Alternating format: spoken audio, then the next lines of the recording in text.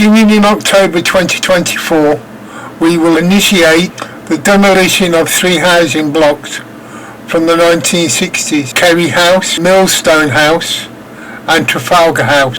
This first phase aims to replace 150 existing flats with 236 new energy efficient homes, primarily featuring 2 bedrooms.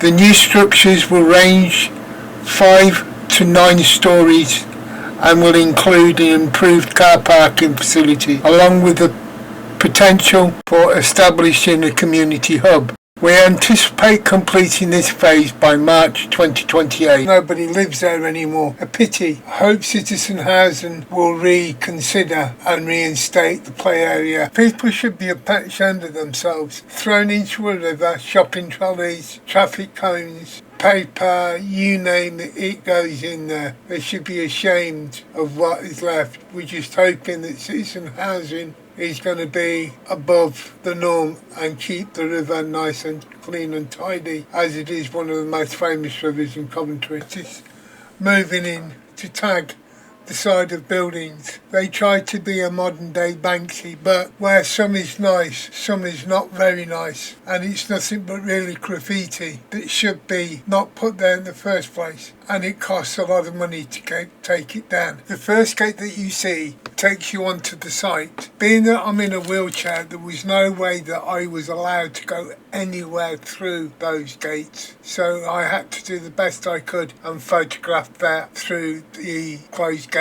The middle picture is an alleyway that takes you down to the car park for the big 17-storey block of flats. This is a CGI render of what is going to become the new city centre south hub, with new buildings, apartment blocks, high-end shops. The render is looking as if it was taken from on the top of the market. The Coventry City Centre redevelopment is going to cost £450 million amid revitalising key areas of the city, including the Bullyard, Shelton Square, City Arcade, Hertford Street. The mixed-use development will feature new homes, retail spaces, dining options, leisure facilities, offices and community areas, all enhanced to improve public spaces, parking facilities. Residential units. The project plans to deliver 991 new homes, ranging from studios to 3-bedroom apartments. Notably, 200 of these units will be designated as affordable housing, primarily allocated for social rent. Commercial and public spaces. In addition to residential offerings, the development includes 8,000 square metres of commercial space, 17,000 square metres of public open space, aiming to create a vibrant community hub. Phase 1.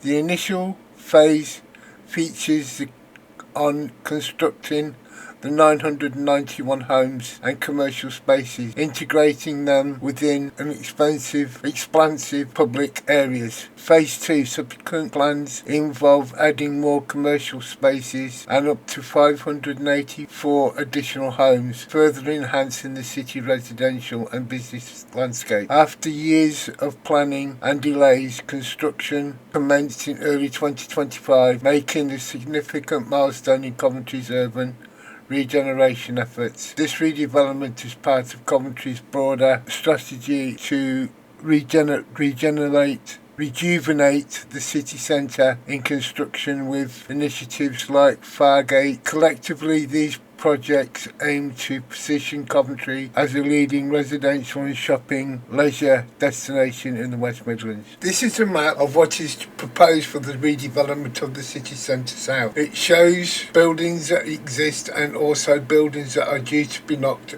down. The Linton Tree has had many disguises over the years, from when Coventry was a fledgling motor manufacturer up to the modern day. In 1911 it belonged to Rover Cars as a showroom. Then in the 70s and 80s it became a little mini mart until the noughties, when it became a pub and events venue for local bands.